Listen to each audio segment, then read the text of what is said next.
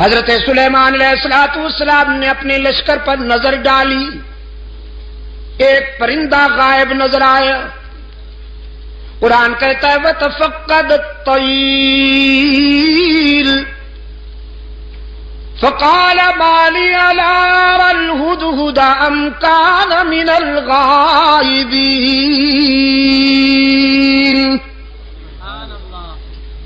حضرت سلیمان علیہ السلام نے ایک پرندے کو غائب پایا، فرمانے لگے کیا بات ہے، مجھے ہدہد نظر نہیں آ رہا، ذرا دیکھو لشکر کے کسی کونے میں چھپا بیٹھا ہے یا پھر میری اجازت کے بغیر کہیں چلا گیا ہے، تلاش کرو۔ یہ ہدہد جانتے ہیں آپ؟ جی کیا فرمایا؟ اچھا ملا چرگت، تمہارے صدقے جاؤں، یہ کب سے ملا بن گیا بھائی؟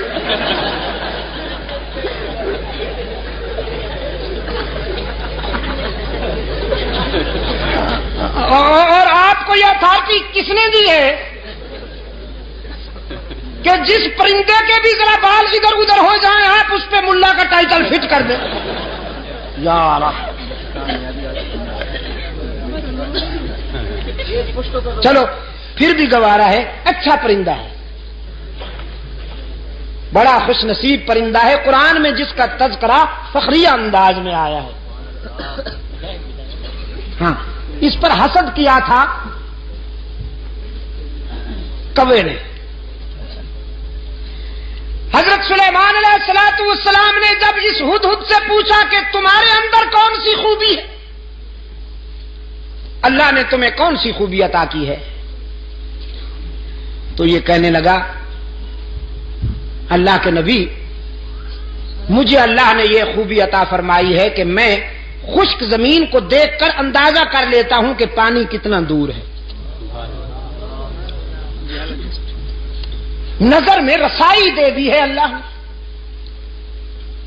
خشک زمین کو دیکھ کر میں یہ اندازہ کر لیتا ہوں کہ کتنی گہرائی پہ پانی مل سکتا۔ حضرت سلیمان علیہ السلام نے فرمایا بھی تم تو بڑے کام کے ہو، ہمیں ویرانوں میں اور صحراؤں میں سفر کرنا ہوتا ہے،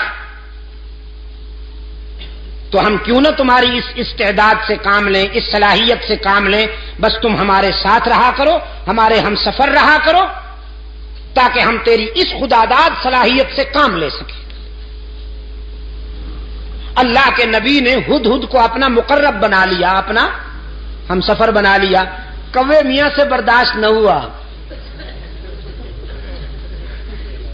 یہ کوا جانتے ہیں نا آپ، کالے لباس والا مسٹر بلیکی،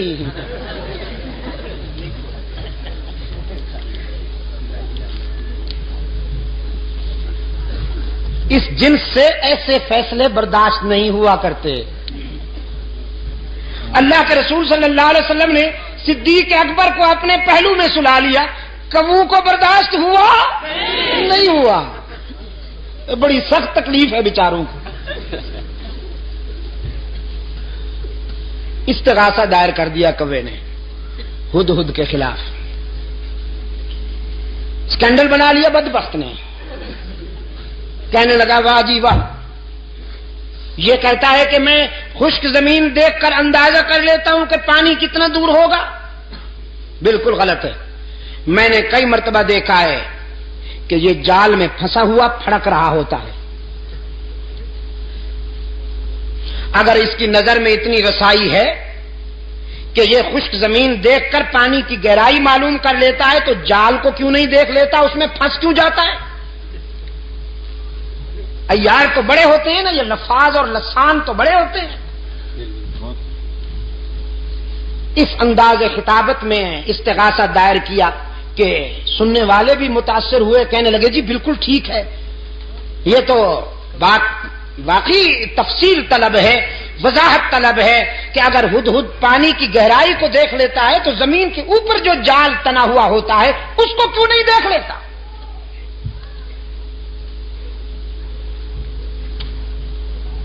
حضرت سلیمان علیہ الصلوۃ والسلام کی عدالت میں طلبی ہو گئی ہدہد کی.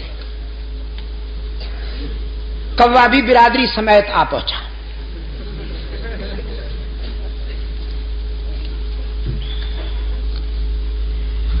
حضرت سلیمان علیہ الصلوۃ والسلام نے کوے سے کہا اپنا استغاثہ بیان کرو.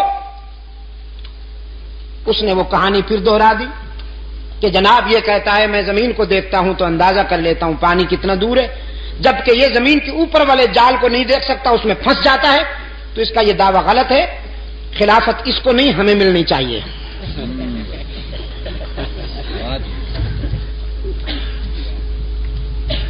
مولانا رومی رحمت اللہ علیہ نے اس سوال و جواب کو منظوم کر دیا ہے اپنی مثنوی میں.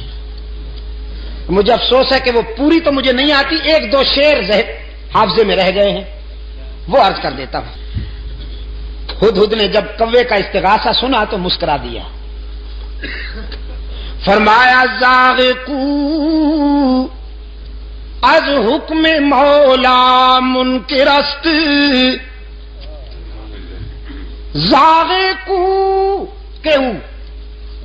زاغقو از حکم مولا منکرست، صد ہزاراں عقل دارد کافرست.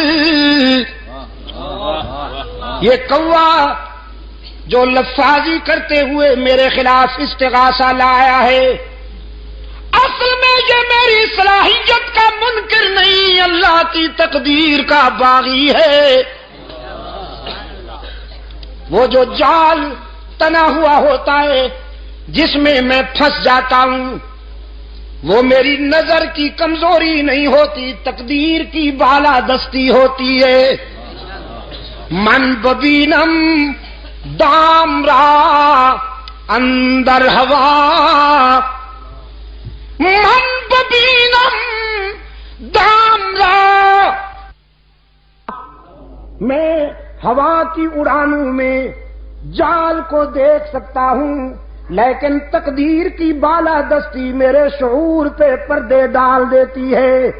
دیکھتا تو ہوں لیکن سمجھ نہیں پاتا، بالآخر جال میں پھنس جاتا ہوں. وہ میری نظر کی کمزوری نہیں ہوتی، اللہ کی تقدیر کا فیصلہ ہوتا ہے.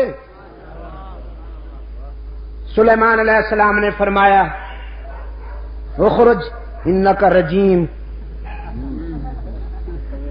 دفعہ نکل جا، بکواس کی ہے تو نے. اللہ نے جب یہ استعداد عطا کی ہے تو تجھ سے برداشت کیوں نہیں ہوتی؟ کوے نے کہا جی جاتے ہیں، ناراض کیوں ہوتے ہیں؟ جاتے ہیں ناراض کیوں ہوتے ہیں؟ نکل جاؤ نا. جاتے ہیں جی. احتجاج کرنے کی تو اجازت ہے، پروٹیسٹ تو کریں ہم ذرا، تحریک تو چلائیں آپ کے اس فیصلے کے خلاف. سلیمان علیہ السلام نے فرمایا قیامت تک چیختے اور چلاتے رہو گے، تمہارا منہ بھی کالا رہے گا، تمہارا جسم بھی کالا رہے گا. حسد کے مارے ہمیشہ حسد کے اندھیروں میں ڈوبے رہتے ہیں. اللہ جنہیں اپنے فضل و کرم